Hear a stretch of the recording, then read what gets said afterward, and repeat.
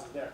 From the investor standpoint, you're going to be given all the information that you would normally get as an angel investor. You'll get a full set of the disclosures of the risks, a full set of the legal structure, what you're actually investing in, whether you choose to read my legal documents or not, that's not here or there, but it'll be there if you want to read it. One of the other things is like the $5,000 cap, like I said. To the extent that one of these things does turn out bad, you're capped at $5,000.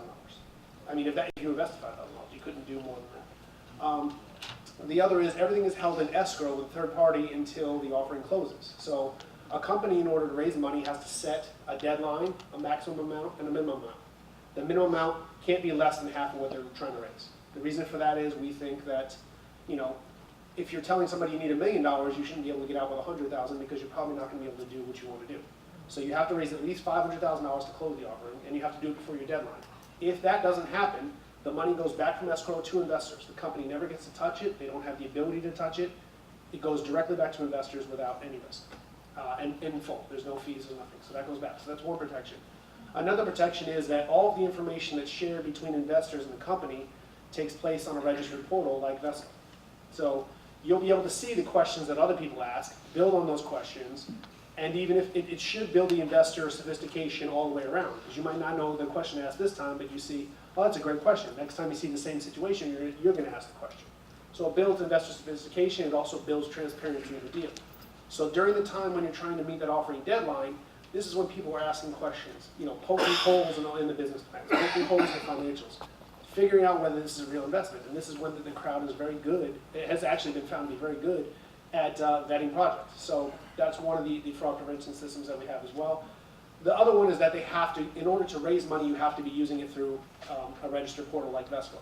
And the reason we did this was not to create business for portals like Vesco, but the fact that if we let companies just do this however they wanted and do it on their own websites, it would not be a trustworthy kind of practice. We couldn't ensure that the process was being done, that all of the right disclosures were being given to investors, things like that. So we instead put it through registered portals so that the portals themselves can kind of make sure that all of the requirement check the boxes are done, at least. Not to say that they're vetting to make sure that these are projects that are ultimately going to be successful, but they have to make sure that at least their companies are in existence, that what they're saying, the people that own it, that the documents are in place, and that the investors are getting what they're supposed to be getting. So we built in as much, investor protection clauses into the bill that we thought possible, that we thought was workable, while still keeping it flexible for businesses to raise money. Ultimately, these are risky investments. All of these businesses are risky because they're younger businesses. So, but in exchange for that, investors are getting expected to get a higher percentage rate, anywhere between 7 and 12% on debt, or anywhere between 8 and 15% on equity. That's generally the return on it. In terms of those that would like to offer equity in their companies, it's silent money. It's non-voting money. They usually get preferred interest rate out the door, but it's silent money where you're not going to be dealing with 100 people calling you up every day, yelling in your ear. Also, the way we structure this right now, from a legal side, technically all of the investors that would invest in a company invest in what's called an SPV, just another entity, and then that SPV will move all the money to your company. And the reason why you would want to do this, especially if you're a younger company that expects to raise more money in the future, is that you don't want to go to a Series A round person who's going to give you millions of dollars and say, I have 1,000 people on my books. They don't like that, you won't even get in the door. Here, by doing the SPV, we have one user on your books, and we allow you to be able to buy them out and pull them out if you need to for Series A money, for later round. So again, we're trying to make this as flexible for businesses as well as straightforward for investors. So I don't know if that was enough. So we will start. Give a round of applause. So if anybody that has any questions, we're going to do questions at the end, and also they're going to be sticking around for a bit if anybody has questions after the event. Right now, Tony is, about being a person that wrote the law. Of course, he's an industry expert. He has a website and blog and different things that he talks about, posting articles and information about this every day, pretty much all the time. So it's a lot of information out there. So what we're doing tonight is we're going to give you guys an overview of a lot of what's taking place. Our event next month on November 16th, we'll be dealing with another part of the same issue. So we want you to stay tuned. We need you guys to stay engaged in it and make sure that as these different things start to come to bear, that everybody is informed. This will not be one of those things where you look up 3 years from now and say, oh, we didn't know about that. You know, I was one of those people, and there's a couple more people in the room, I won't say who they are, but we got on the Titanic in the last real estate market where the boat was sinking. It had hit the iceberg, but we didn't know it. So we were sailing along, playing to the band, dancing to the band, and everything, chasing girls up and down the deck.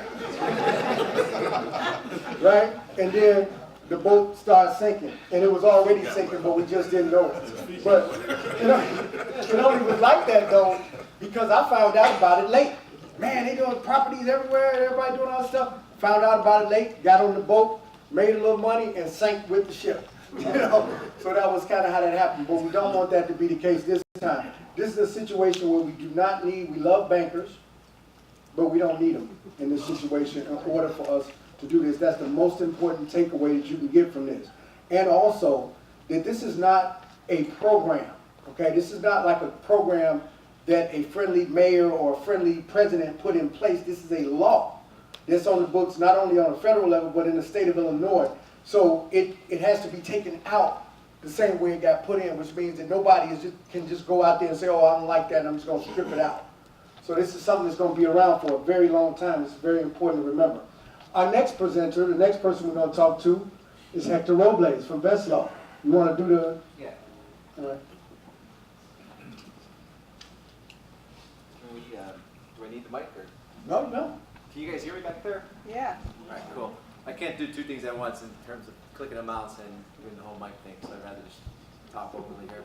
I kind of want to follow up on what Dwayne said there in regards to, I want to give you guys, first of all, thank you for coming out tonight. What we got to show you today and what we got to talk to you about isn't something you're going to see in an infomercial. We're not going to try to sell you on anything. What's that? Microphone's better. Microphone's better? All right. I think it's a stand. There's a stand right there. Hello? Put it on stand.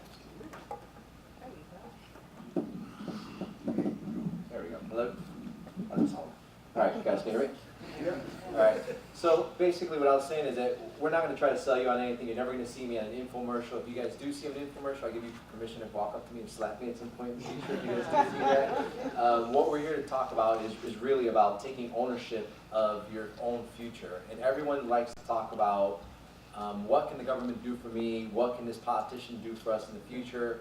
I'm somewhat of a religious guy too. I pray. But at the end of the day, no one's going to want anything more for yourself than maybe your mama or maybe, you know, yourself. That's the only other person who's going to want to care about what you're doing other than yourself. So this is truly about how do we as individuals and how do we as communities take ownership of our future. What got me interested in this whole thing is kind of my little side story is about 2 years ago I walked into a coffee shop in my neighborhood. This place was exploding. It was an area where 10 years ago, I'm not kidding, they got pulled over. Cops wanted to know whether I was either A, trying to buy a prostitute, or B, buy some drugs. And now they've got these hipsters on bikes going through the neighborhood buying homes for 3 times what they were worth 10 years ago. And when I walked into this coffee shop 2 years ago, this guy was trying to raise $25,000 to build an outdoor patio. His bank wouldn't give him the money for it. He didn't have the money himself, so he's looking to pay out 10% on this type of deal. When in reality, it was his best option compared to like his credit card for 27%. When you looked at what the bank was paying us and what we were making at like 1% return on your savings, and here he is trying to get a loan from the bank at like 7 to 10 and couldn't get it. His next option was Amex with 27%. This concept of can I go to my customers, can I go to my community and pay them 10%, 10 times what we're making in the bank. Yeah, it's a risky investment, but in a neighborhood that's changing where you've got the double wide strollers and the moms going through the neighborhood now and these coffee shops going up, you know it's a pretty good bet in one way or another. And that's really what Vessel's about. I mean, both Anthony and Dwayne talked about it, is that for the first time in, actually I think it's one of my first slides here. For the first time really since like 1933, we as individuals have the opportunity to participate in these private investments, private securities. So really, I don't know what's going on. It's not my thing. That's not me.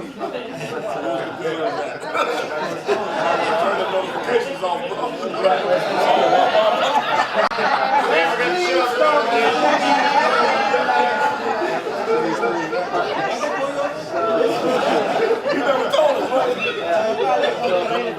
For the first time, really, can't recover from that.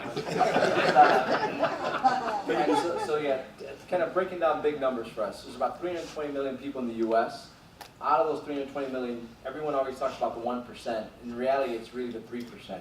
Out of the 320 million, only 3% up until 2016 would have ever been able to invest in these types of deals before.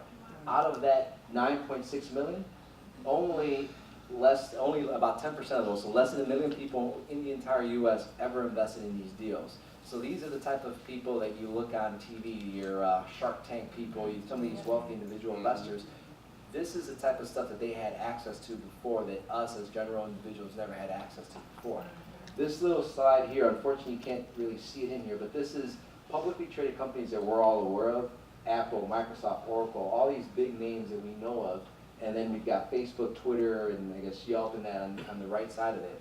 What that shows is the orange side of it is the amount of money that was made by investing in it from a private perspective in comparison to the amount of money that was made when you're allowed to invest in it from a public perspective. What we're seeing now, as technologies have moved and the private investment kind of private equity involvement, big boy money has moved, you're seeing that a lot of the pure tech stuff that's out there today, the biggest return, the biggest benefit has already been taken out and eaten up by the private investment before it ever gets out to the public market. So what this means to us is that at the end of the day, before you ever get to invest $1 in a deal, almost as in your Titanic situation, the game's already up, the actual return's been taken out of the market before you've got access to it. So that's what reality looks like today for us. What Veslo is doing we went to build our business around, quite honestly, a lot of the work that Anthony did, a lot of the work that the government did in kind of getting this passed.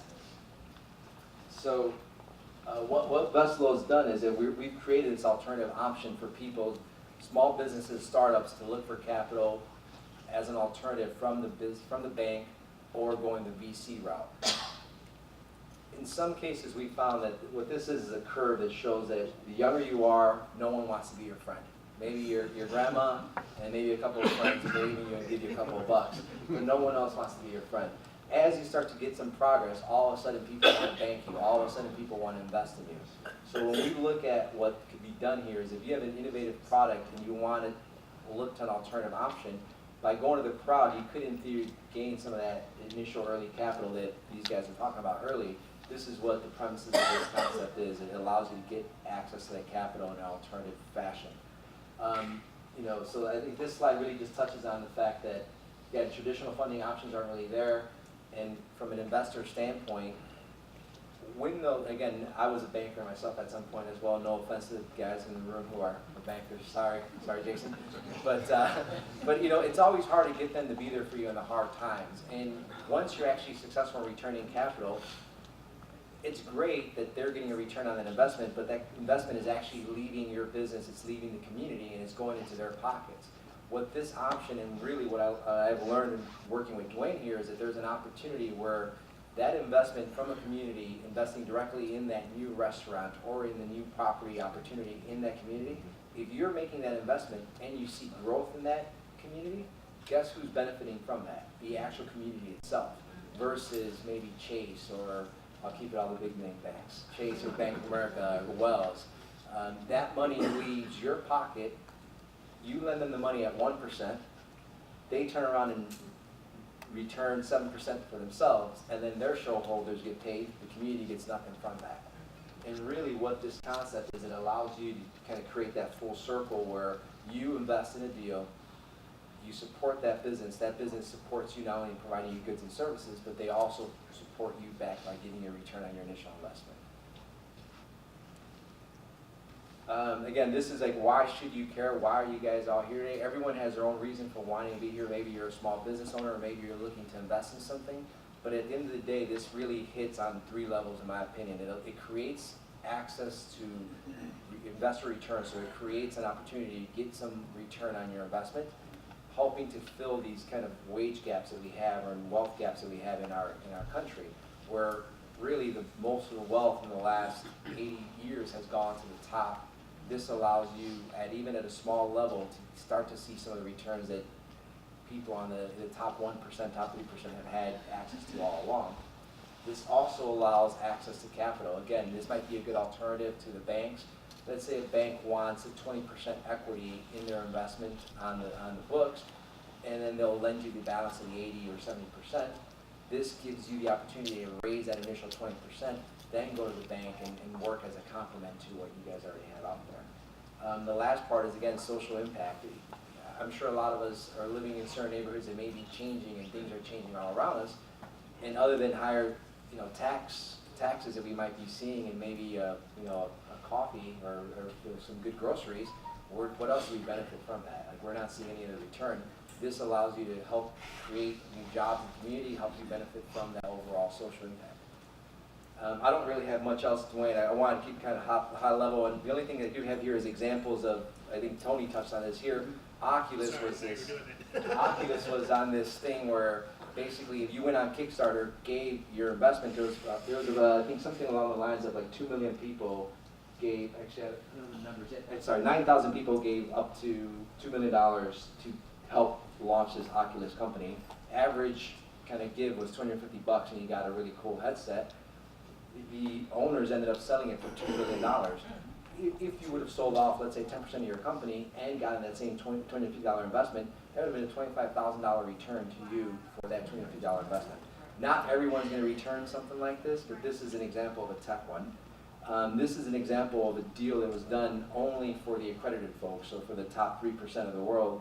There was a deal done out in Schaumburg for a hotel. Holiday and Intercontinental Brands did this with another company. $5 million was raised for the initial investors. This is valued at like $25 million already. So they're about to break ground in 2017, but that's about anywhere from a 30 to up to 5% return on their investment in less than a year. This other one is a restaurant, high-end restaurant in Houston. $450,000 investment. Projected revenue return on this thing is about $5 million on an annual basis. Obviously, there's costs associated to that, but it's how a restaurant already used this in Texas to get access to this type of stuff. And this last one is on, I didn't put the last one in here. All right, the last one was a brew pub. They were started off as a restaurant, had their own beer kind of recipe they came up with, realized that beer is more valuable than the restaurant in itself, so they raised capital to build out an entire new brewery around it. Yeah, that's all I really got for you guys. There should have been. What's that? One other example for the guys in the room. Anybody know Dollar Shave Club? Yeah. Dollar Shave Club, before any of this laws existed, they probably raised about $2 million from private investors or credit investors. And that was about 4 or 5 years ago. That would be a typical company that would, it's not anything revolutionary, it's something you might have an idea, something that you would invest in because it sounds good. They're getting sold for over $1 billion right now within 5 years. I used to use that too. So one of the things, Hector, don't leave just yet. So one of the things that I talked about, the reason why we call this the influencers event, is because Hector and I, and some of the homework that we were doing, we were looking at how much money will it cost to raise particular amounts of money. Some of you and some of the projects you see might be, 50,000, 100,000, some might be $1 million or encroach up to that $4 million. But some of them are going to be right at around $1 million or whatever. So we kind of came up with some stuff where Hector and his partner Howard said if you were looking to raise $1 million, there's a certain amount of money that you're going to have to spend. If you're the average individual, you don't have 5,000 Facebook friends, you don't have like a huge connectivity to people, it's going to cost you somewhere between $30,000 and $60,000 in marketing costs and project management costs to raise $1 million. Now, where does that money go? Who's in the room in marketing? Anybody? That goes to marketing. Who's in graphic design? Website development? Public relations. All right, so all of the people that are needed to make sure that the crowd knows that this investment opportunity exists, those are the people who get paid from that. So this is essentially a revenue stream for you guys who are in that business, so that when you see these projects come from gentlemen like these that you're going to learn about next, you have an opportunity in that. So when somebody asks you, well, have you heard about this crowdfunding thing? Like, yeah. And when you go in, I need to be the person that builds your website. I need to be the person that works that project for you. Now consider, that if, most of us in the room might not be raising $1 million, we're gonna be doing some things about half, and a couple other that are gonna be less than that in the near future. So they'll cost considerably less in terms of your, you coming in. Now, if you're a bankable person and you're able to go out and get $15,000, $20,000 or an Axion loan, a microfund loan, like what Kurt Summers and the mayor just announced, if you can get that type of money up front, you can use that money to fund a crowdfunding project that's going to take you up and allow you to do that much more. Everybody get that? Okay, great. Hector, thank you very much. All right, give Hector a round of applause. So everybody knows I have, on any given day, I got 5,000 Facebook friends, right? And I watch what you guys are doing. So I have notifications that pop up, and I happen to be logged in, and that's why you guys saw it. So yeah, don't be tripping. For what y'all saw there. And that's all clean, too. All that stuff is clean, no dirty stuff in there. Yeah, watch out, right? Yes. So, the next person that we're going to bring up is this gentleman, Albert Prudhoe. Al Prudhoe is the founder and CEO of Pierpoint Capital, as well as Native Sons Capital Group, Incorporated. He has 20 years of experience in commercial lending. Prior to starting his firm, he was a development officer for the City of Chicago's Department of Housing, overseeing the renovation and transformation of Robert Taylor, Stateway Gardens, Madden Homes, Wells, SOS Children's Village, Genesis Homes, and a variety of other smaller neighborhood initiatives. Attended the University of Pennsylvania and received a BS in Applied Economics. And for those of you who don't know, BS don't mean BS. So we're going to welcome Al up. Give Al a round of applause.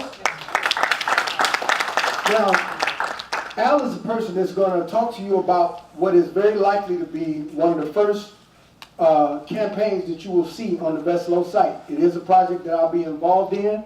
We've talked about it, we've met about it, and we've gone through it. For those of you, I don't know, we got some folks here. We got Mark Carter here. Welcome, Mark.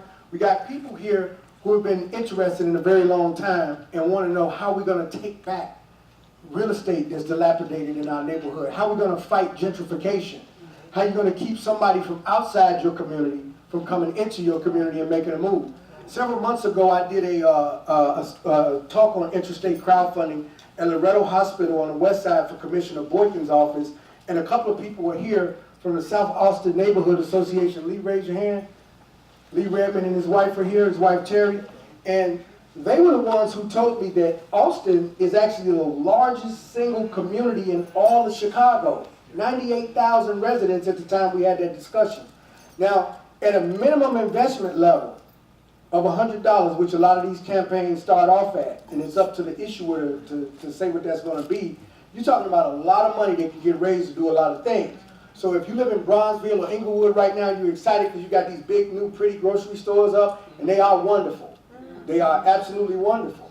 But when there were food deserts and nobody wanted to invest there, we didn't have this tool that would now allow us to do that. So I want you to keep this in mind, and I'll let Al get started. Anybody in banking will always tell you that the best time to ask for money is when you don't need it. And once we prove that we can raise money for ourselves with projects like these, and we can open restaurants and grocery stores and dry cleaners and all these different things and rebuild communities and create jobs for ourselves, they'll be flooding your community with money. Take my word for it. Al? Hopefully I don't actually need the mic. Can everybody hear me in the back? Yeah? All right. I have one of those voices that kind of carries a little bit. Good night. Good evening, everybody. Good evening. All right. So, you heard everything from the legal side, and you heard everything from the tech side. So I'm assuming that everybody here, your brain's kind of swimming right now, and you're saying you're either going to be an investor, and you're looking for your returns, or you're a business owner, and you're saying, how can I get a piece of the action, right? So with Native Sons, I'll backtrack a little bit and kind of go over what we just talked about as far as the introduction. I started Pierpoint Capital after I left the city of Chicago. When I was with the city of Chicago, I structured a lot of the multi-level financing for those bigger developments, for the Robert Taylors of the world, for the Madden Wells of the world, working with everything from private money to TIF dollars to HUD money, all that kind of stuff like that. I am very proud of a lot of the stuff that I did over there. But one of the things that I did notice, a lot of that money didn't trickle down to us. A lot of people got fed off of those deals that wasn't us. All right? So, started Pierpoint Capital. Pierpoint Capital, even though I get lumped into the banker group, Pierpoint Capital technically falls into the category of alternative financing, meaning that I'll loan you money if the deal makes sense when no one else will loan you money, as long as the deal makes sense, right? So about a year or so ago, I met these gentlemen at the end of the table, and they started talking about this equity crowdfunding piece. Now, prior to everything, I used to work in investment banking, so I knew about raising capital for businesses, taking businesses public, all that kind of good stuff like that. The equity crowdfunding piece was a little interesting, so I started looking into it more, looking into it more. And then I started saying, okay, if I were to do an equity crowdfunding, being a boy from Bronzeville, what would I do, how would I do it to make an impact? Now, I'm glad my man Mark is here in the back, because Mark is on the front lines right now of all the stuff that we're talking about, and actually I hope we're going to be doing a lot of business together with this presentation. So we started Native Sons of Chicago, which will hopefully be one of the first successful initiatives in this space. So just so you know, what we're looking to do is to take advantage of the crowdfunding equity piece and partner it, couple it with our debt availability. So right now, for every dollar we raise, we can leverage it 5 times. So for every dollar that I raise is $6 in available capital to disperse into the neighborhood. So, being a boy from Bronzeville that doesn't really like a lot of spreadsheets and regressive analysis and stuff like that, I just asked myself one simple question. What if? What if we could invest in our own community? What if we could invest in our own projects and get the profit from those projects?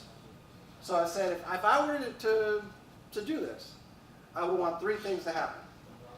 I want to make sure I generated a profit for my investors. I'd want to rebuild the local economies, and I want to stabilize communities. That's a pretty big, pretty tall order for a small company like Native Sons, right? So I said to myself, okay, well, what makes a stabilized community? So I thought about it. I was like, okay, you have the residents of the community that patronize the businesses. They supply the revenue for those local businesses. Now those local businesses, in turn, hire the residents. They keep the money circulating in those neighborhoods, and it becomes this really, really, really good kind of kind of circle of wealth. They actually talk about in economics. They talk about the velocity of money, and velocity of money meaning how many times does a dollar circulate between a certain neighborhood. Now, and we'll look at this in a minute, but right now for our communities, it's 15 minutes. 15 minutes. That means when you get the money in your hand, within a half hour, it's gone. And that doesn't mean that you didn't shop in your neighborhood. That doesn't mean you didn't pay your rent on time. That means that when you did, someone else took that money back to their community. So being a student of history, I said to myself, wait a minute, like this is kind of a big order. Like, has this ever happened before? Has what I'm trying to do ever happened before? And I say, you know what? Sure did. There you go. Yep, sure did. Now, what you see here is Greenwood, Tulsa, Oklahoma, on May 31st, 1921. Right? Bustling. Bustling. Now, I'm going to make this a history lesson, but just for those that don't know, for those of you that don't know, within this little section, probably about no bigger than Hyde Park, you're talking about 600 black-owned businesses. Not black-owned businesses because we just wanted to have black-owned businesses, because no one else would patronize us. So we patronized ourselves. 600 businesses churches, hospitals. There was no school board strike because we educated our own children, right? Right. Exactly. Again, bustling community area. And I put that up there, that May 21st, 1921. 1921, because we know, of course, what happened on that day. On that day, for those of you that don't know, young man going to work, went into factory. Back in the day, they had the elevator operator, right? That would open the door for you, whatever. Nice young Caucasian lady.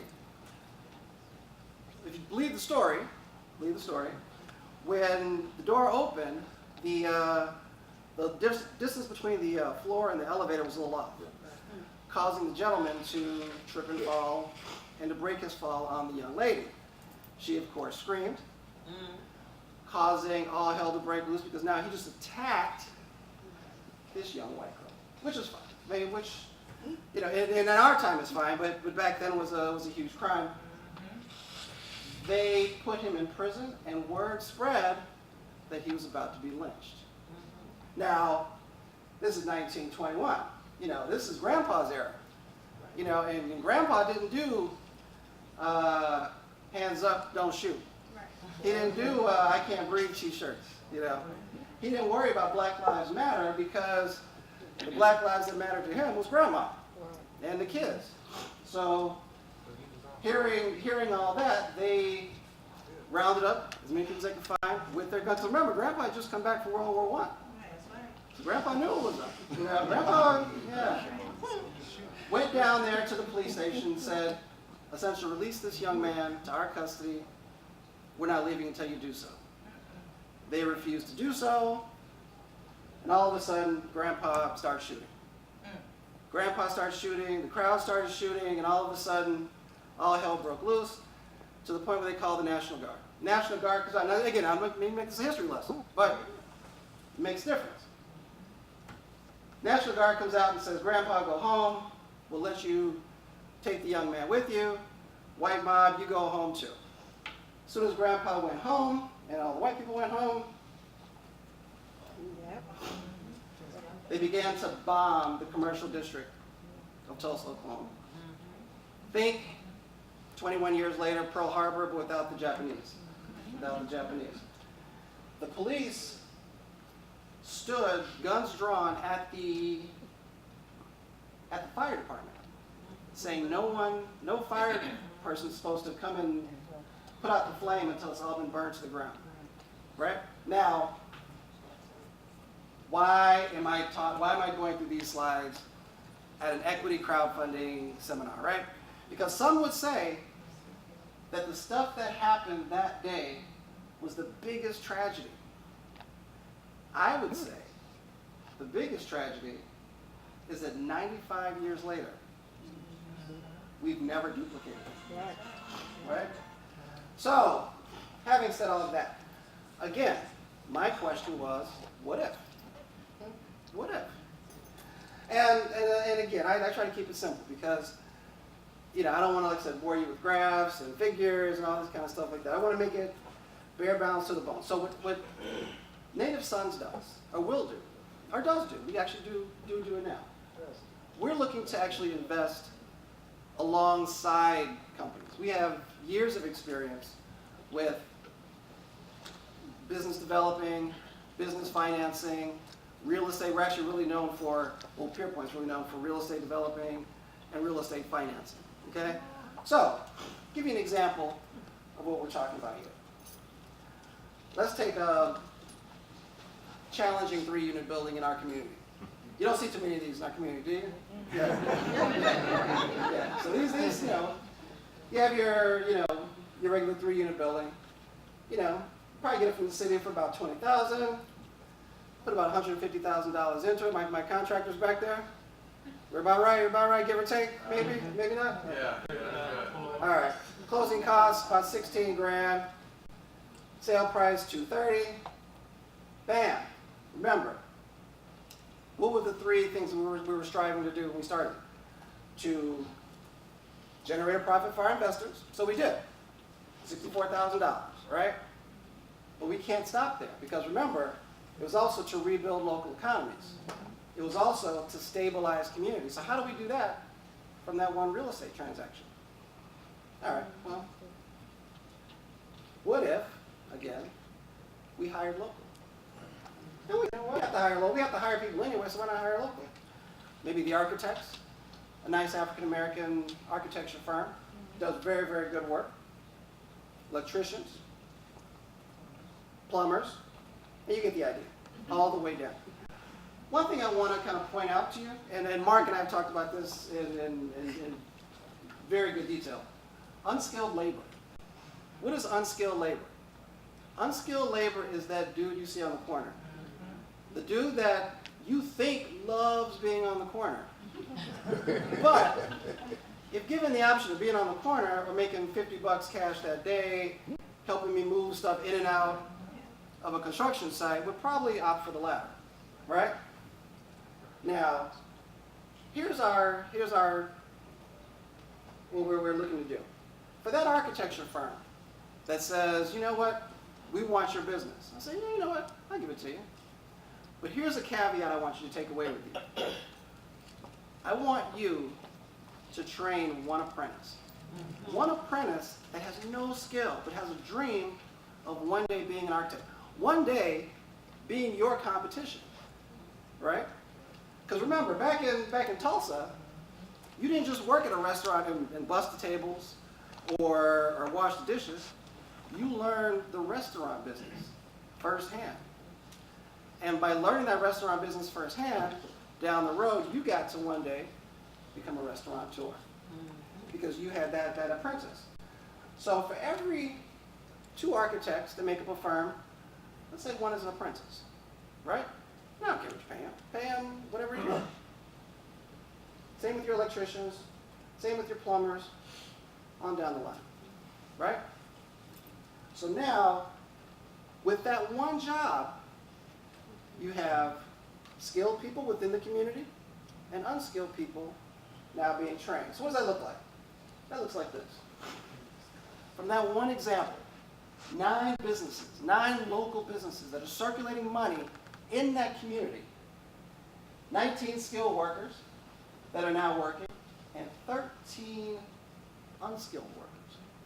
Those 13 guys that were on the corner, that are too tired to mess with you because they got to get to work at 6 o'clock in the morning the next day. But you know what, being a banker, I can't forget my real estate people. Because with every real estate deal, you know, you have your big 8. Your listing agents, your closing people, your attorneys, your appraisers. Everybody gets fed off of those kind of deals, right? But again, local businesses. So now what does that look like? So now from that one deal, 17 businesses, 19 skilled workers, 13 unskilled workers, and let's not forget the crowd, the investors, the people that actually invested the money. Grandma's investing the money because she doesn't want to go on the chase. She just does her passbook account. You know, she kicks in $500, $1,000, whatever she wants to do. Now you start to see what happens. So what have we done? We generated profit for the investor. We've revitalized the local economy, but we forgot one. Stabilize the community, right? Because remember, part of that velocity of the money, you know, if you're paying rent to someone that doesn't live in your area, that money gets sucked up immediately. So how can we do that? So we figure, take that same 3-unit building and meet our investor, Joe. Joe's a U.S. veteran, and Joe bought that house for $230,000. He's going to occupy one of the units, right? Not bad, not a bad deal. Because Joe, by being a veteran, gets 100% financing. So now he just bought a 3-unit building, 100%. His rent, give or take, his mortgage, all in, about $1,500, $1,600 a month. Not bad for Joe, right? We actually have access to one of the government programs called, it's similar to Section 8, so if you know Section 8, it's in that same wheelhouse. It's called the VASH voucher. And we just received authorization to have 800 of those VASH vouchers for our program. So Joe's a veteran, Joe has veteran stories. He, just like all of our relatives, they have stories about the war going all the way back. My dad was in Korea, so way, way, way back. He decides for his other 2 units, he's going to have 2 veterans using the VASH voucher, right? So they pay $1,100 a piece, give or take, right? So now when it comes down to his mortgage, he actually is cash flow positive, right? So now remember, it's all about recirculating the money in your area, right? So now, if you think about it, let's recap. From just one deal, we took a building that looks like this, that no longer looks like that. We generated revenue for 17 local businesses, gave opportunities to 13 people that normally didn't have them. We circulated $150,000 within your community, within our community. And $634 of that recurs every month, recirculating every month. How do we do it? We did it by providing the local investors a great return, the crowd. And we did it without tax credits, donations, handouts, or charity.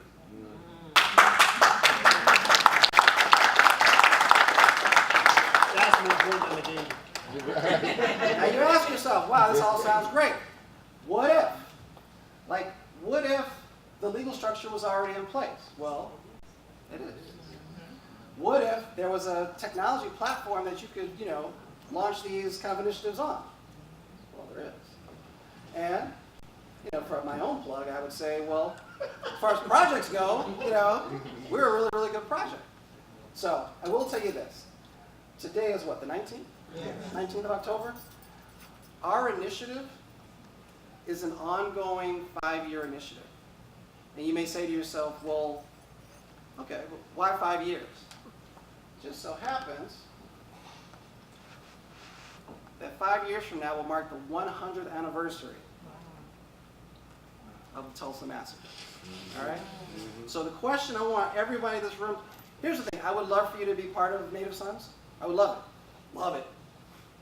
But if you're not, and you're going to go your own way, I want you to ask yourself, 1,706 days from today, what will you do to create the next Tulsa? So, that is all I actually have for right now. And I'm sorry to give you the long history lesson, but, whatever. If you have any questions.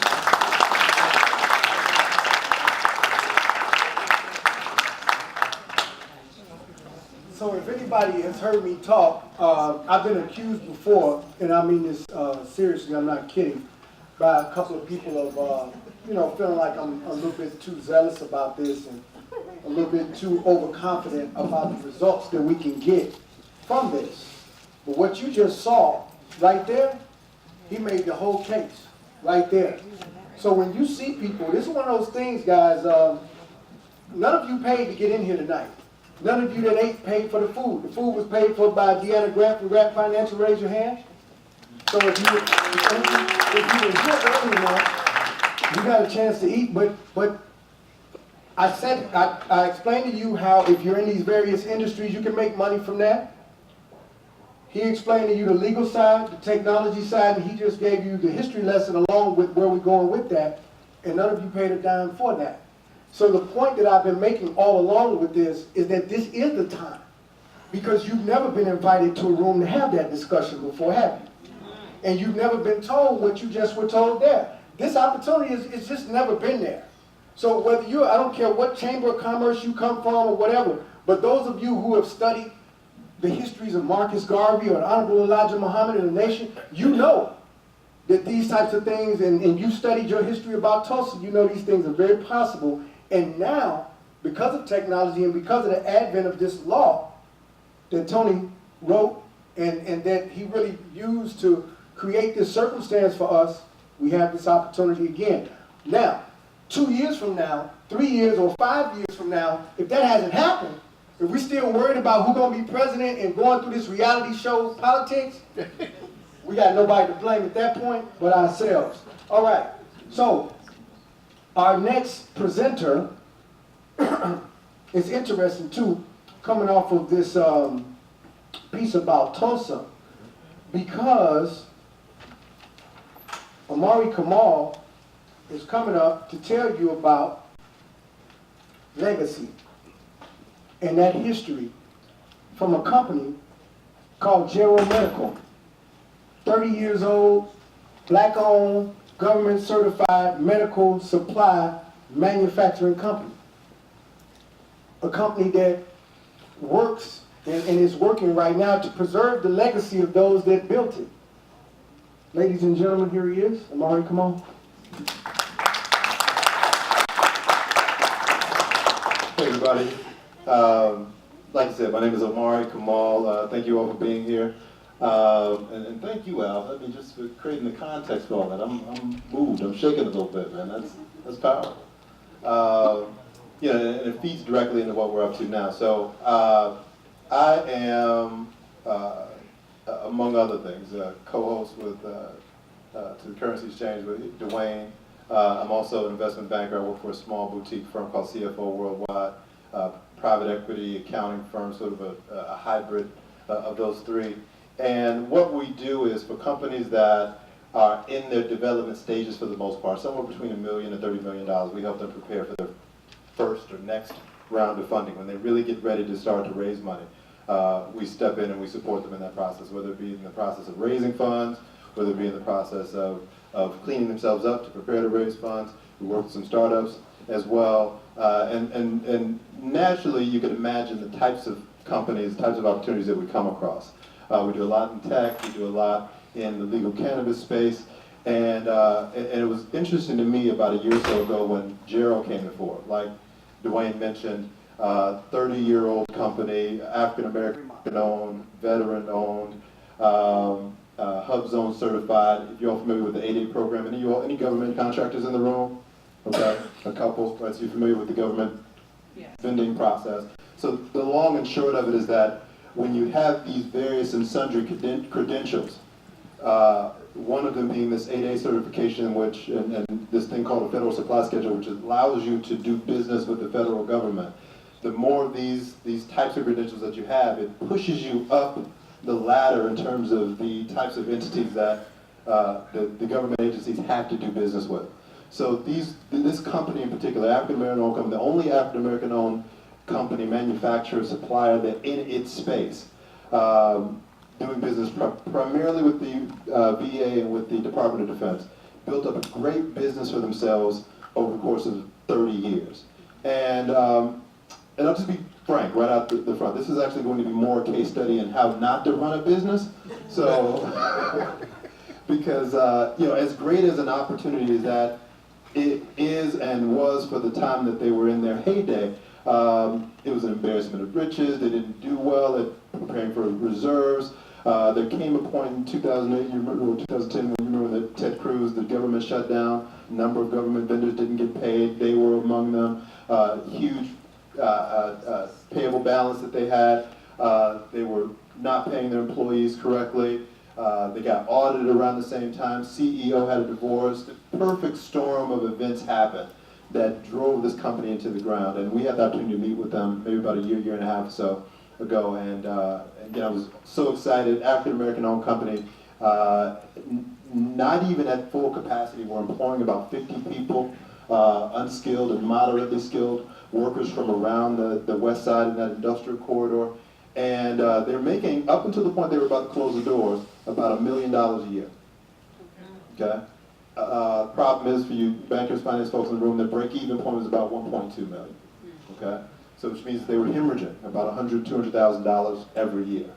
And met with the CEO, we attempted to help them raise money, didn't do a great job of it for a whole number of different reasons. We had to let the opportunity go. Matter of fact, Adam Farmer there in the back, great financier, called me maybe about a month ago and said, hey, what's up with Gerald? We want to do business with him. And I said, okay, well, we're not really working with him anymore, but I'll be glad to introduce you to the CEO. Called the CEO up and says, hey, look, Griffin Moore wants to invest with you guys. Do you want to meet him? He says, well, actually, I want to meet with you. I said, well, why? He says, well, I want to talk to you. I said, okay, fine. So we sit down and we meet, and he says, look, and he'll tell you this is all public information. Hey, look, I'm old. and I want to step away. I'm going to close the doors. And we hate to see it close, but nobody in the family wants to take it over.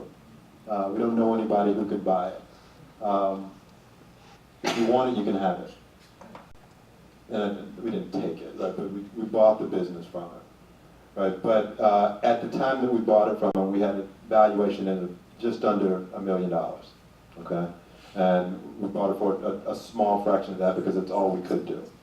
Over this course of the last week and a half, 2 weeks, we raised about $100,000, okay? And we're raising another $200,000, hopefully before the end of October, more than likely November, okay? So that's Jero in a nutshell. And I'll go through a couple of slides with you just to kind of tell you the story, to reiterate a little of what I just said, but to give you a little bit more background, okay? Like I mentioned, Jero is, what we do is we sell medical equipment and supplies. So it'll be probably the least interesting thing you hear about tonight in terms of what we actually do. But I invite you all to consider the aging of America. I invite you all to consider the necessity of our work to hospitals. Again, this is an organization that government agencies have to do business with. They have to. Mostly we look at set-asides and a negative rate. We're a direct recipient and beneficiary of those. And in our particular space with what we do with disposable products, both our competitors and the vendors that we've done business with over the course of the last 30 years have to do business with us. What makes the difference is that we make the structural changes and the financial changes that need to be had such that this business effectively turns around. We, by virtue of being an 8A program graduate, that subjects us to certain sole source contracts. It puts us in the running not only for ongoing business with the federal government, but these huge contracts that allow us to engage in as much as our capacity will allow up until a certain point. Here's what we sell. Really exciting stuff, right? Scrub jackets, disposable gowns. You like that? That woman knows her business, right? Right. So these things sell at about a 30 to 55% markup. Okay, so essentially what we have by virtue of our federal supply schedule and our government contracts are what they call affectionately a license to hunt. See, not everybody can just walk in and do business with the federal government. So by virtue of the 30-year seniority we have, by virtue of the licenses and credentials that we have, we essentially become major government entities and large corporations buying departments where we buy their supplies from them. And it makes a difference for us, because we have over 1,500 different products that we're allowed to sell within our particular space. But these are the ones that are our bread and butter: scrub jackets, gowns, specialty products, jumpsuits, pajamas, surgical instruments, etc. The two principals agreed to take a minority stake in the company just so much to allow for our veteran-owned or women-owned credentials to stay in effect. We still have we're still mostly African-American-owned. And Obie Wardlaw, Julia Bowens, they're absolute gems. And their primary intention was to keep the business going for all of the people who work for them. We still have 8 staff people who work at the warehouse level, and we brought in a team of 8 people who I'll introduce you to through the slide in just a moment. They're still working with us. Julia as a sales and operational consultant, and Obie as a strategic consultant. Okay, just the sector that we operate in alone has over $10 billion in sales. Okay, and our market, the budget that is allowed for our particular market in our space is just a little over $1 billion of that. Okay, so that's really what our market calls for, with capacity, with a purchase order line of credit, which we're in the process of closing, with the money that we're raising, $300,000, which is strictly designed to cover overhead. Our full intention is to capture every ounce of that as we possibly can, and we have no doubt at all that in the next 5 years that we could be a $100 million company in the space. Okay. I mentioned to you before that my expertise is mostly as a contract CFO. In this capacity, I'm operating as the interim CEO. Like I mentioned, Obie and Julia are serving as consultants, and you see we have a ragtag bunch of specialists who are excellent at what they do in their various capacities and doing really well. You see that handsome guy down at the bottom, at the top there rather. So I'm not up here by accident. Financial potential. 2017, we'll do $3.8 million in revenue. I mentioned to you the perfect storm of events this particular business had. When they ran into the government shutdown issue, the first thing to do, and again, this is a case study for all of you, the first thing they started doing was to take from their overhead to pay for their orders. Okay, so it cost them about $40,000, $50,000 a month to run the business. So they started taking from that to cover their orders. Then they started falling behind on their mortgage, went into foreclosure, and then they had the bright idea, because in the world of government contracting, it's almost better not to take an order than it is to take one and not be able to fill it, because if the hospitals or the entity reports you, then you could lose all of your credentials, right? So they got the wise idea to then, and I'm saying wise with all due respect and love and affection, but it just wasn't very informed. It wasn't very well-informed decision to stop taking orders. And they're figuring it's like, okay, if we take orders that are smaller in amount, then maybe we'll be able to take the profits from those and pay off some of the debt that we have. Didn't work out. Like I mentioned, a number of other things happened. So our projections are based on the fact of that if we got every order that we could have taken in 2016 and part of 2015 at the point at which we took it over, then we would have had $3.8 million of sales had we just been effectively capitalized. 3.8 million is our projection. That's again based on basic numbers, and that all funnels down to $1 million valuation. So, and like I said, up until the point of last month, they did just under $1 million in revenue. So we're expecting to expand. Like I said, we think we have the capacity to be $100 million. I could send this deck to anybody who's willing to look at it, anybody who has the heart and mind to look at this stuff, and certainly I'm open to explaining it. But these are our projections over the course of the next 5 years. $1 million by the end of 2017. Even at that highlighting line at the bottom. And at the end of 5 years, we expect to multiply that times 7, just based on what we know about the business. I'll just direct your attention to the highlighted green number here. This is our valuation right now, $2 million. I said $1 million before, I apologize. I'll tell you why I said that in just a moment.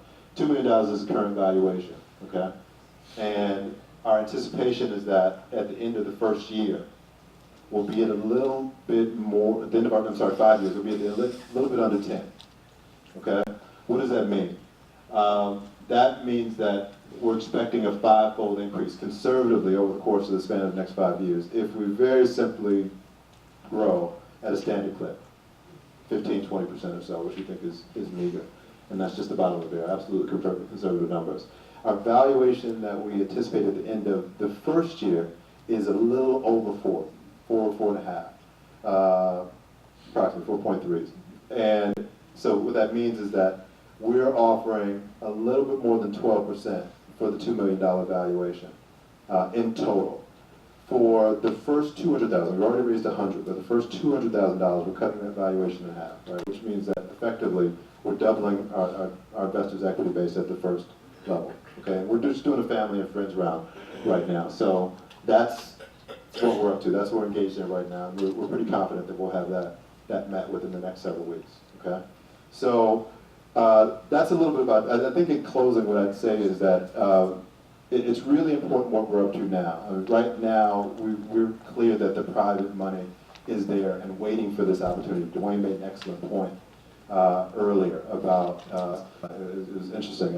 I wish I could remember how you said it, but just the whole world of having, and then the point has been reiterated a couple of times, having money circulate within our communities at a much longer clip. This is a company that employs, even at a basic level, upwards of 50 people in the community, and it doesn't take a whole lot to really have it go and have it run. So with that, if you're interested in knowing more, let me know. I'll be around all night. But that's Jero, and thank you all for listening. Thank you, Amari. And I want to reiterate something just to make sure it's clearly understood, that his presentation to you tonight was not an equity crowdfunding offering. And in fact, none of these are. Once they get filed with the Secretary of State, then we have all the rights in the world to put all of the information out, make all of the information public, so you can know what your entry-level investment would be, what you can expect, whether it's going to be debt offered, equity offered, and what those returns would be that you can expect.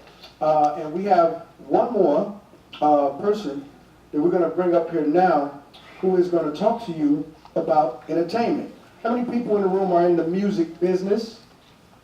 Oh, we got a few. Okay, music, movies, video, all right, other forms of arts and entertainment. Okay, great. A lot of really wonderful things come out of our community, right? But I think that our creativity gets stifled when we don't have the money, or we don't think, at least, that we have access to the capital to bring those opportunities to bear, right? So there's somebody somewhere right now with a great idea, but they stop as soon as they realize, okay, it's going to take $5 million or whatever to put that out there, and they realize how hard that is to raise, they stop. There's a gentleman here tonight, and I'm glad that they're here, the Chicago Inventors Association, with those brothers at Dennis and the guys, they're here, and one of their members that's here tonight was talking about a prototype that he's got to make this very expensive to do. Well, if he doesn't believe that he can raise that capital, at some point he gets encouraged to stop. Right, I said encouraged to stop. So, no, I said it right. So what we want to do is discourage him from stopping, right? But everybody has an opportunity now to make the best of what you have in your mind to offer the world a reality. So with that in mind, I'm going to bring up Mr. Don Russell from IndieBuild. Give him a warm round of applause. All right, so I'm going to start out with this video. Forgive me if you can't hear it so well, but this is a description, a very good description of what IndieBuild does. And for anybody that's in the video business, every one of you that presents your crowdfunding campaigns on Investlo or other sites, if you decide to go with Title III crowdfunding on a federal level, whatever, you're going to need videos like this and like others that really convey what your product or what your service actually offers. So here we go.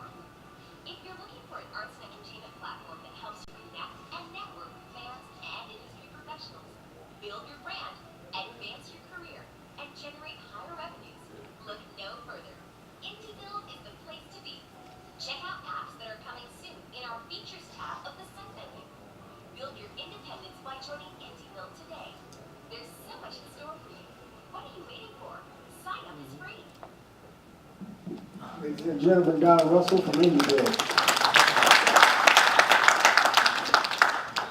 So I'm sitting in my chair, first I'd like to thank everybody for showing up on the panel. You guys, I know you want to be at home watching the Cubs game, Blackhawks maybe. I did too, to be frank. But when Omari and Dwayne offered me the opportunity to come and speak about my company, they positioned it differently for me. So I was thinking I'm coming in, I'm going to pitch the project to entertainers and investment bankers and stuff like that, which is something new. And I get here, I'm listening to everybody go through their presentation. I'm like, well, what do I fit in on this? I mean, I didn't bring my deck. The deck I brought was not for this audience. I mean, not totally. Maybe you. I think you would use it. And a couple guys back there, because you look like a rapper.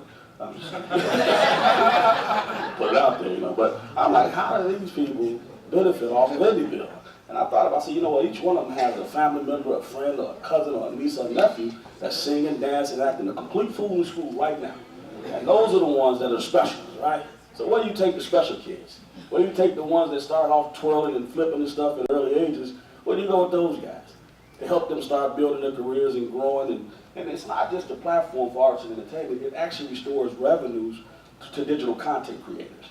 I mean, that goes well beyond just singing and dancing. That's somebody who may have published a book. That's someone who's writing a novel right now, who writes poetry. All those things around the world, people are dying to see them and use it and access and engage with people that create the different contents. YouTube shows that every day. It's got 15 million downloads probably a second around the world. And guess what? No one's getting paid for that but YouTube. So, IndieBill, you know, I've been in the industry all my life. I started off street performing in the city of Chicago, tap dancing. I was half this size, of course. So when they set me at a table, and I'm like, so why'd you guys have me? I'm sitting in the wood, I'm like, oh, you want me to tap dance? Okay. You could have just told me that, Dwayne. I broke my shoes, man. But in every audience, there's different stakeholders that you talk to. You look at it and say, okay, I'm talking to a room full of entertainers, so you tailor your pitch to fit that room. If you're talking to investors, that's a totally different group of stakeholders, and it's a totally different pitch. But right now, I think we got a combination of everybody in here. And the one thing that I've heard in all of the pitches, they were great pitches and great decks and a lot of great history that we learned talking Oklahoma. But what I didn't hear a lot of is the infusion of interest that we have to put back into evolving our children, our kids, and the mindsets toward embracing the real estate that we build, the businesses that we grow, and this new commerce platform that's being built to actually start taking those revenues, putting them into projects, and generating wealth within, and knowledge within, and value within, to actually get an understanding of how to not just walk into a pretty building, but appreciate it. So with IndieBill, I looked at it from the standpoint of, you know, when I used to street perform, we did it for dimes and nickels. You know, a few people come put dollars in there, but they added up. And over the time, those dollars, we saved them, and we were able to go buy new tap shoes, new boards, new microphones, a whole bunch of great stuff, get in the studio. I'm like, okay, so that understanding the value of small change, how it can add up, is something that I learned at a young age. But right now, these kids don't have those opportunities ahead of them. So respecting the platform like the one that's being built that's out there, the crowdfund, is one thing, but who's going to use it?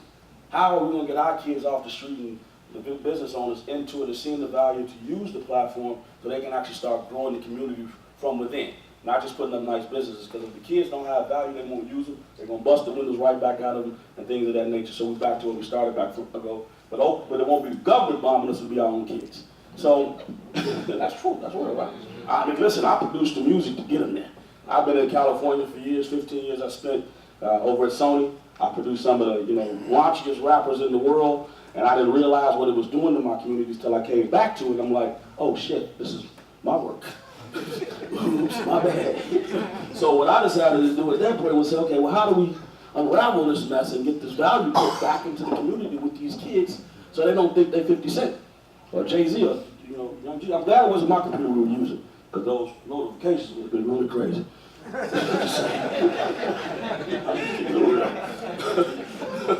So, you know, with that in mind, you know, IndieBill, I think, is an excellent platform for the arts and entertainment community. It restores the values that, you know, back in the day, Motown and Berry Gordy, they taught artists that you should make money for what you produce. You know, those few dimes and nickels, which is the equivalent to me street performing, is what you reinvest. When you get a return on your investment, you feel proud and good about moving forward and taking the next step. You have to see progress. So today it's hard to see that. When you've got 1 million downloads on YouTube and not a check, and no check comes in the mail to say, thank you, or we appreciate what you're doing, keep up the good work. So IndieBill restores that. We bring those values back. We don't interfere with revenues that artists make. They can open up stores on the platform. They can monetize their page through different apps that we've created that allow them to do product placement. They generate the revenues from those. So we put a tool out there, and we you know, tricked it out with all these different features where kids can go in and start exploring, and then one day they'll wake up and go get the mail, and it's not just bills, but it'll be a check from IndieBill. And that's sort of like what Uber does. And a lot of people think about what Uber does, what made it successful is that the community can benefit on both sides. People looking for the ride can, but the driver can as well. And the driver's your uncle, Melvin, who been sitting up all day doing nothing. And you're like, Melvin, go do something. Take mama to the store or something, right? And Melvin like, man, I need some gas money. Get the Uber sticker, put it on your car, not only get mama's gas money, but get the rest of the community's gas money too. So both sides of the community benefits off of Uber. More platforms need to be like that going ahead, and that's how you re-enrich the communities. You put money in people's pocket, and you know, if it's not that far to go to get quality products like apartments or stores or whatever, then you'll spend it close to you. So those are things that I thought about when I thought about how do we bring value back to our communities when developing IndieBuild. And that starts with us. Each one of us individually, we have to take a strong stance towards realizing we can't support people that are not giving back. I mean, you look at Silicon Valley, I've been all through it. I mean, I picture rooms like these, and it's like, you know, tons of kids in there with hat bandanas and shades on like yours, and and I tell them about the product and everything, and they all get excited about it. But what turns them on is the fact that one day they can start enriching themselves by getting some money back. They can get a value back. Now you don't have to worry about the summer jobs that are no longer there for these kids. Most of these kids, when they come in the room today, the problem with that is today is they come in here, they get all this great information, but where are they looking? Where are they looking? Down. The person that's most important could be sitting right next to them, but they're trying to find them on Facebook. But they poking somebody on Twitter or something, right? Like that guy on here. I'm just picking on you, man. So, old school tactics, methodologies, practice need to be reinvented. And that's all new technology is. It's taking something old, reinventing it, and putting it back out there again so you can get to it quicker. And the quickest way to do it now is through these devices. So what we did with IndieBuild is we took a lot of old school practices, methodologies, we bottled them up, we figured out how to make it look real cool. We saw the guys on the video and all that stuff, and said, we gotta be transparent. You don't wanna just make a business for black people. Because I wanna be a black man owning the business that everybody uses. Because money is green. So if you can get them white dollars, you're real good, you feel what I'm saying? And trust me, I got a lot of them this past year. I raised $1.5 million. Going door to door, so that's what pisses me off about this platform. It should have been out $1.5 years ago. That would have saved me time. In raising money, you gotta spend money. So a majority of the money that was raised went into going out, meeting with people, nice restaurants, that's not for me.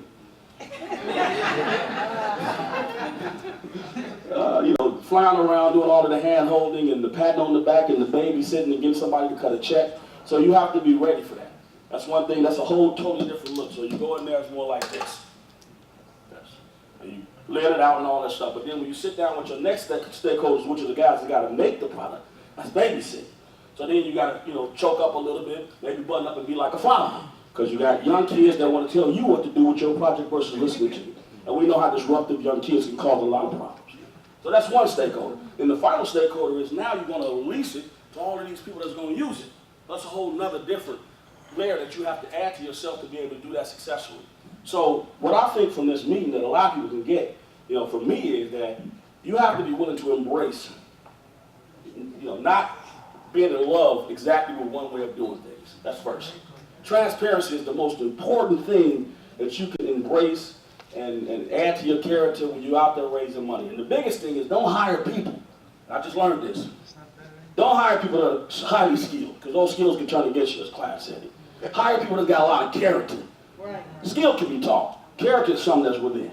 So you want to go out there and fill your team with people that have character, and you teach them how to do things. We got an office in the West Loop. This summer we hosted a program with about 10, 15 young kids from the neighborhood, and they call them undesirables. And we had some of the guys come in and manage them, and we set them behind. We call them the social media hype squad. And the whole position was to get out there and let the world know that IndieBuild existed, let the artists know, come and place the product on there. And we saw some of the wonderfulest things in the world happen this summer. I mean, I was against the program at first. I'm like, who wants to babysit 15 kids that nobody else want to watch? I don't want to do it. We got these new computers down here. We got this nice office space. They finna just straight ghetto find my spot. I don't want them in the West Loop. I'm sorry, I can see them when I go home. So I thought about that, and I feel bad because that's what happened years ago when the guys like me and him and you left the neighborhood. They had nobody to look up to, right?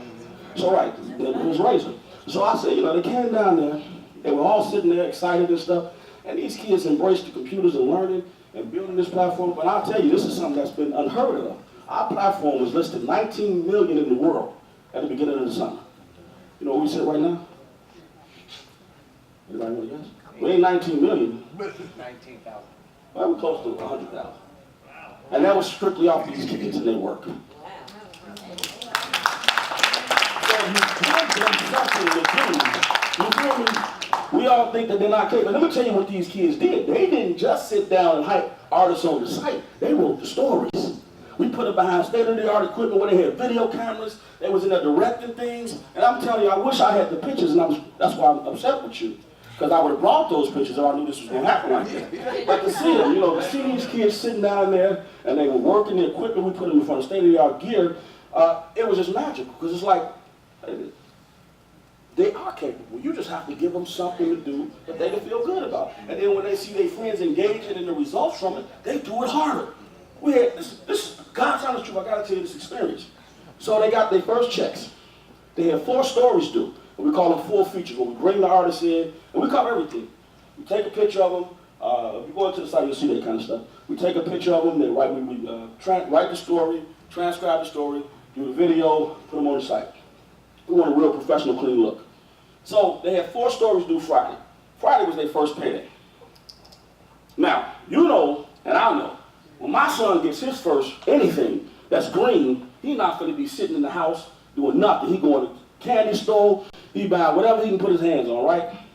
So one of the kids sits down. It was actually Clyde Alameen, who's vice president of the company. He was the president of Aire and Kennedy King College. He was actually one of my first investors.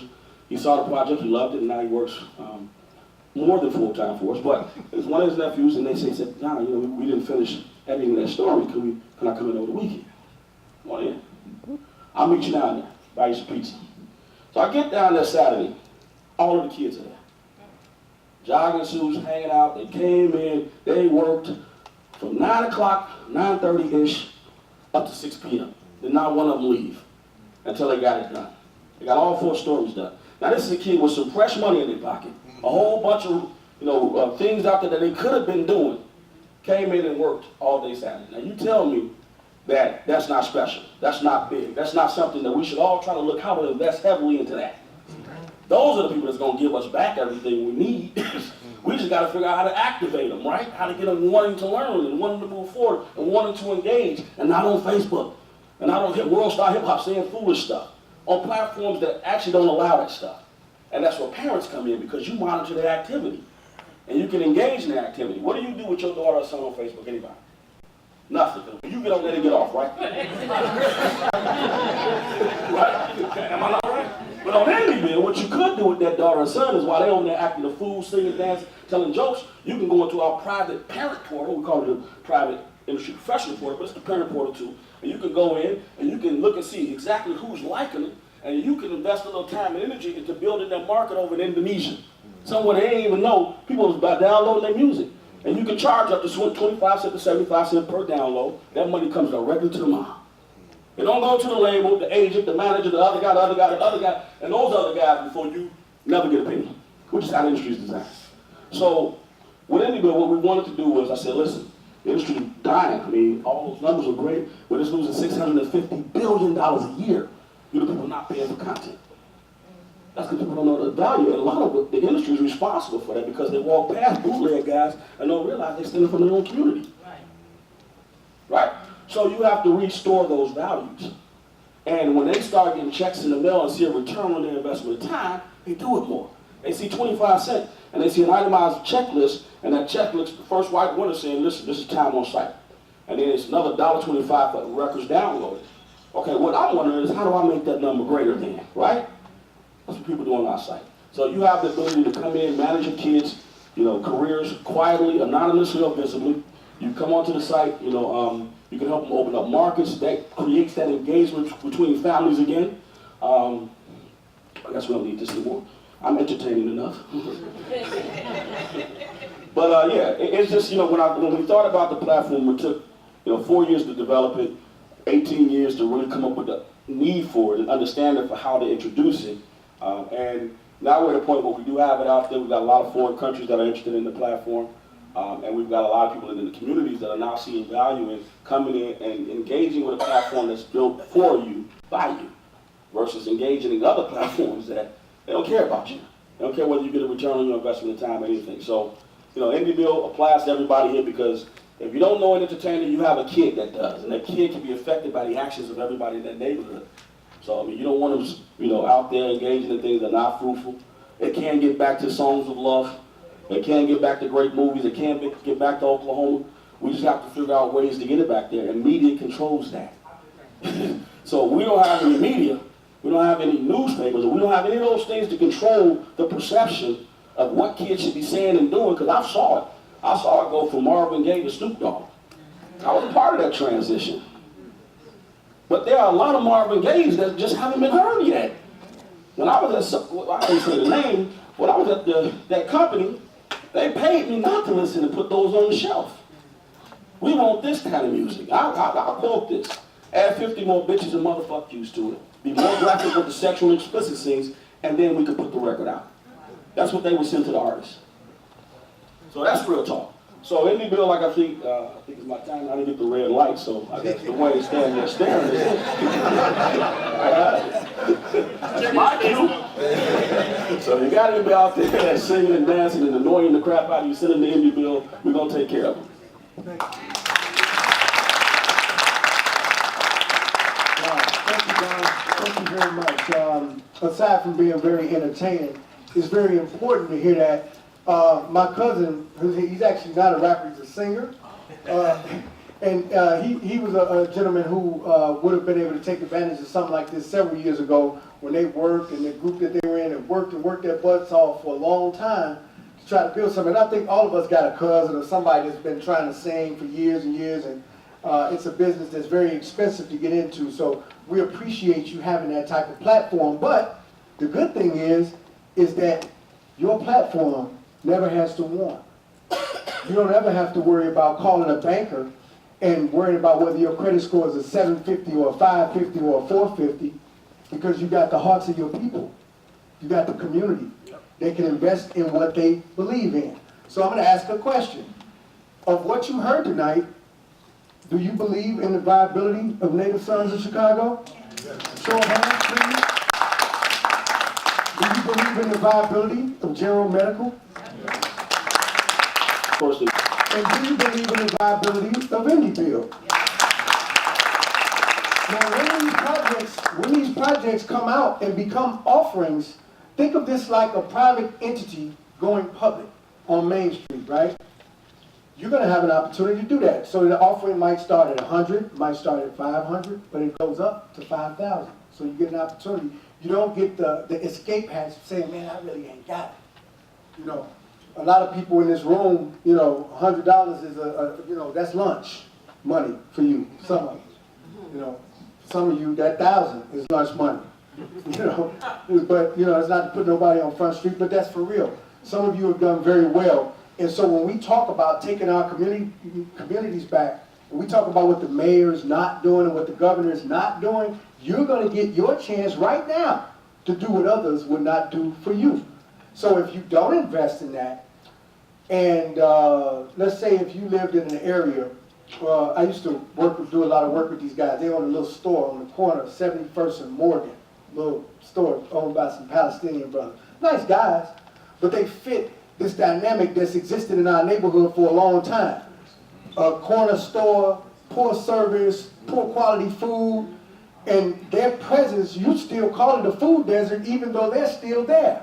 So you know it's no good, right? You can't go in and get fresh apples and oranges and grapes and all of that, right? So what happens if 3 years from now, there's more of those stores there? And you know what they say? Hey, I'll equity crowdfund and build more of it. So communities that are invested in your community right now could use this tool to do more of it if you do not do it yourself. And that's the caveat. So I don't want to seem like, I try real hard, honestly, guys, not to seem like a preacher about this thing and get religious with it, but it's really that serious. So anytime somebody asks you, what's the resolution to the violence in the communities? We need jobs. We need economic development. How many jobs did you say that created? How many people eat off that one property? 37 people on one property that were not eating at the time that project started. So the case has already been, this is the case being made right here. So next month, November 16th is the date that we'll be here. We're going to be moving into another layer of this conversation. Some of these projects and other projects will already be kicked off by that time. But tonight is your opportunity to get involved. How many people put their information on the sign-in sheets out front? If you haven't, I suggest that you do. I'd like to make sure that I get, if you can, just even on your way out, drop your business card up here on the front. This is an action meeting, so every one of you will be called upon to make sure that what you raised your hand about was what you really felt. And you're going to be asked if you're going to be willing to make that type of investment. As small as it is, as simple as it is. Now, you may not like the music industry, you may not like real estate or medical supplies, but somebody else is going to come up with something that tickles your interest. A lot of investors just like to invest in specific, very specific things. Some people will put all of what they have into what Don is doing because they're connected to that topic in a way that makes a lot of sense to them. So that's what it is that we're doing. So one of the things I want you guys to do is to pull out your phone or whatever, get online real quick, and type in bestlo.com, bestlo.com. And what you're going to do is you're going to make it there. We're going to get that done. Any questions before we close?